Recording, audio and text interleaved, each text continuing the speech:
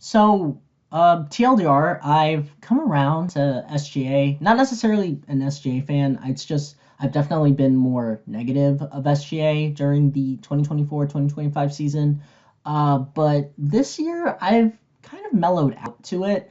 Um, I don't know. I've always been the type where it's like, yeah, it's kind of fun to like clown on a player, but I want to enjoy greatness when it exists. And obviously, I'm not going to be talking about like all of his accolades or even his stats. I'm not watching OKC basketball. If you want to watch like someone who's really good at like talking about OKC ball, talk to like Three Cone or something like that. Like I'm definitely more of a Brooklyn Nets fan. I make a lot of Brooklyn Nets videos. I'm very confident in what I have to say about the Brooklyn Nets. So, subscribe for that and like other NBA content like this. It's just yeah, I don't know. I've been thinking more positively about SGA. Does the free throw merchant ethical hoops conversation kind of apply to SGA? Yes, obviously.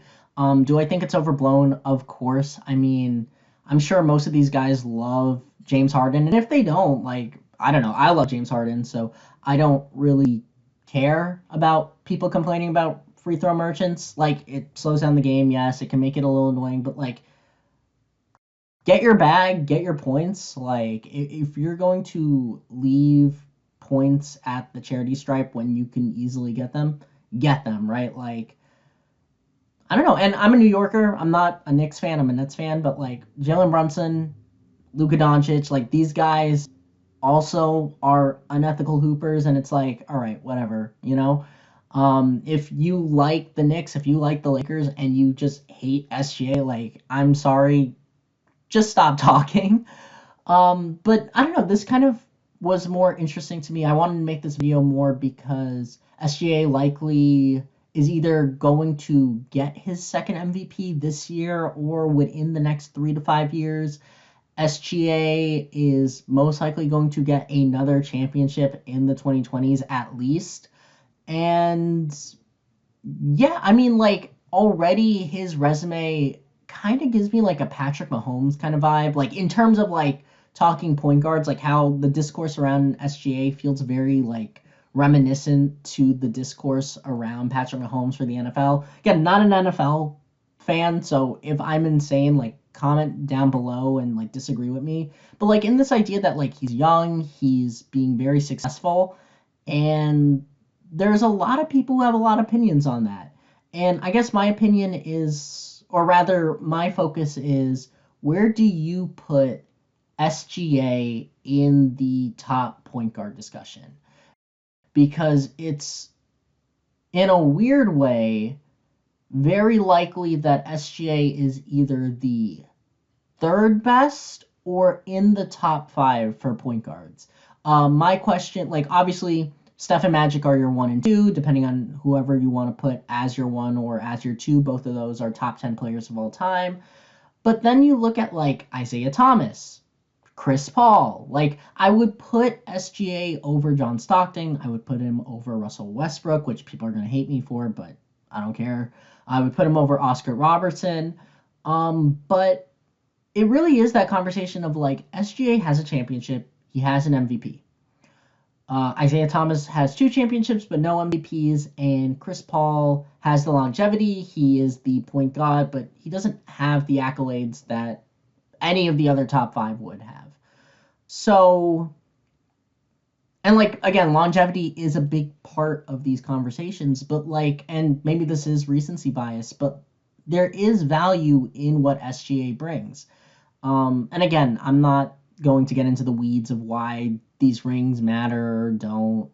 I've always been part of the conversation that like health is a big factor in terms of, determining accolades, determining championships and outcomes. Like, I'm not going to take away a ring just because injuries plague someone, right? Like, 2021 is going to be the Nets year if we didn't have Spencer Dinwiddie, Harden, and Kyrie getting hurt in that season.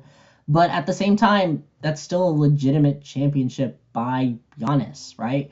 I'm not going to scrub history and just say that championship doesn't matter. Same thing with SGA. You still got to finish the season. Um, I'm kind of getting off topic, but what I'm trying to get at is that like SGA is already in that conversation where like if you told me he was a top 15, top 20 player, I would not bat an eye, right? Like you're telling me his championship and his MVP doesn't stack to like Giannis, Jokic, KD, like it's in that same conversation for me.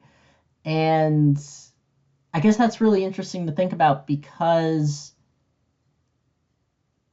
maybe my focus is more on how much guards have been the face of the NBA or like an integral part to the kind of media that the NBA sells to fans. This mainly kind of picked up because of Michael Jordan, and maybe it's because of that pursuit of the next Michael Jordan, like the next Michael Jordan, that always comes up is why I'm thinking about this, right? Like Darren Peterson is like the next two guard on top. Anthony Edwards is in that conversation. Luka is in that conversation. Like you've had guys like Andrew Wiggins and Ben Simmons be in that conversation of like the next guard to kind of dominate the NBA. Uh, and like those roots do come from Michael Jordan because of his sheer dominance and popularity in the 90s. But like you can even look at like before that, like Bob Cousy, Jerry West, who was like the logo of the NBA and still is. Magic Johnson, like there's a lot of guards that have always, even if they aren't winning like the most in their specific generation or decade, like they are the face of the league. They are the talking point. I was actually gonna say that like in the 2000s, Tim Duncan and Shaq were better than Kobe, but I actually don't think that's true. Like I definitely like Tim Duncan and Shaq more than Kobe. I unironically put Tim Duncan above Kobe in kind of GOAT debate conversations. But when you look at the 2000s, yeah, Kobe was the one who won 5 championships. He was the one who was present at the beginning, was relevant in the middle, even when his team wasn't relevant, and then kind of finished out the 2000s, right? Like, that's enough relevance where you could say, yeah, there's a reason why Kobe was the face of the 2000s era of NBA basketball. And like in the 2010s, obviously that's LeBron's year. You don't look at 8 to 9 finals appearances, 8 in a row, and say like, yeah, you're not the face of the league.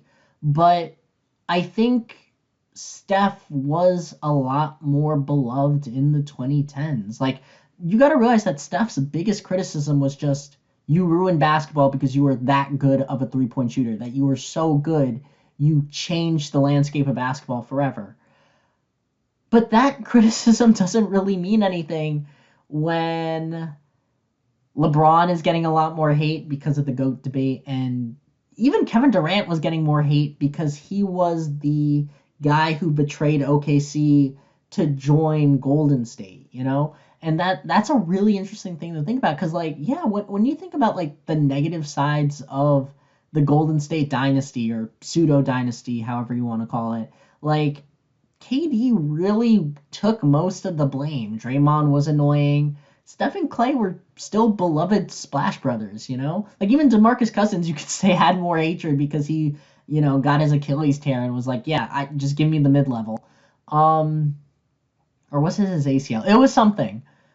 But yeah, maybe it's just because of like guys like Michael Jordan and Steph Curry that like my mind is going to the idea that the NBA is better when guards are on top, right? And I think that's because, at least in my mind, what guards, like shooting guards, point guards, have always embodied for the NBA was more tangible for casual fans to buy into. Like, yes, there is a marketability to having these gods amongst men, or like men amongst boys type of athlete, right? Like Victor Wembanyama, he's such an anomaly that it's very fascinating to watch him play, and like he loves the game. Um, Giannis, he's the Greek freak because he's a freight train of a player. Same thing with LeBron, same thing with Shaq. Like, these guys are entertaining because they're these pure athletes that just, even amongst like men 6 feet taller, like these guys stand out in pure heights and metrics and athleticism. And that's what's going to sell. Like crazy dunk is going to be exciting to watch any day of the week. Like, I still watch Jared Allen dunks on the Cleveland Cavaliers right now. Like, I like a good dunk, a good physical athlete sells in the NBA. But I think in terms of like inspiring, like, I guess the common man, I'm calling myself the common man because I'm what, like 5'6". I'm shorter than the average guy. Um, but I think that it's a lot more interesting to look at guards from that lens, right? Like Kobe Bryant, his whole mentality, his Mamba mentality was, look, I might not be the best player, I might not be the most physically gifted amongst my peers, but I'm going to be the first person in the gym, I'm going to be the last person out, and I'm just going to work myself to near death, and I will outcompete you every single time. Steph Curry, it's a similar thing. I mean, it's awe-inspiring. Like, I've tweaked my knees and my ankles a lot growing up, playing ball and stuff like that.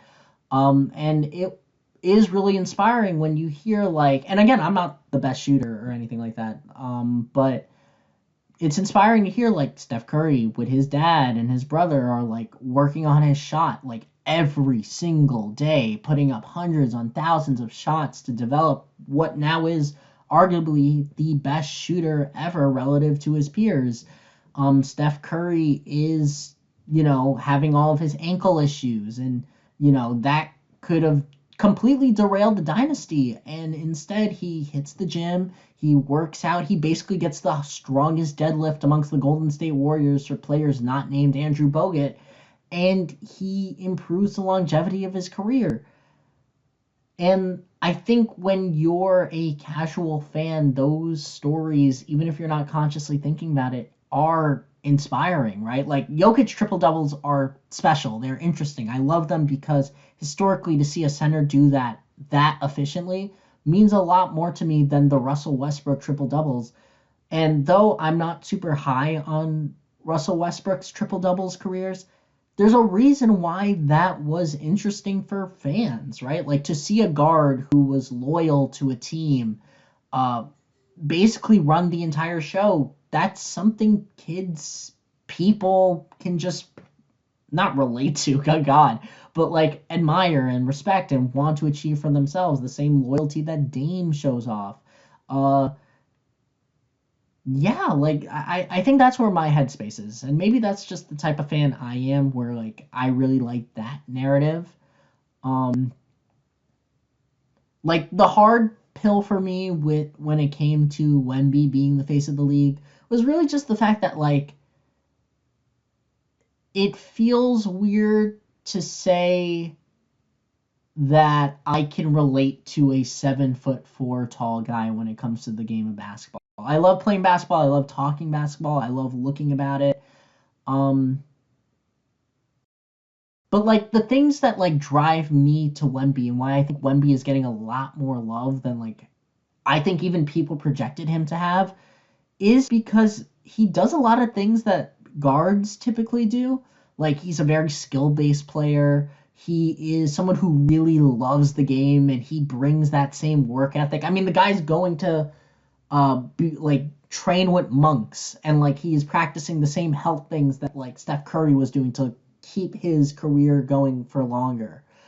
He's working on his three ball. He's playing defense. He's passionate about winning, right? I mean, I don't know if people remember this, but like Wemby was literally like in New York playing chess. Like he was asking people like, "Hey, where's a great place to play chess?" And that sounds silly. That sounds nerdy, right? But like I'm from New York. I would have loved if I knew Wemby was going to be there to pull up and play chess with him, right? Like I think relatability, and I guess this is the bigger conversation, is the prime thing that I think sells in the NBA when you're looking for the face of a franchise. All right, I'm going to cut that out because that kind of went somewhere weird, but I'm just saying, like, I guess even amongst, like, the fact that every NBA player is a freak athlete, relatability is, I think, one of the biggest selling points of the NBA. Like, people clown on LeBron when he's trying to be relatable, reading a book or drawing. Uh, but, like, fans of the NBA, like fans of anything, we want someone we can relate to. And yeah, be sure to hit that subscribe button, comment down below what you guys think. This has been Above the Net, and I will see you all next time.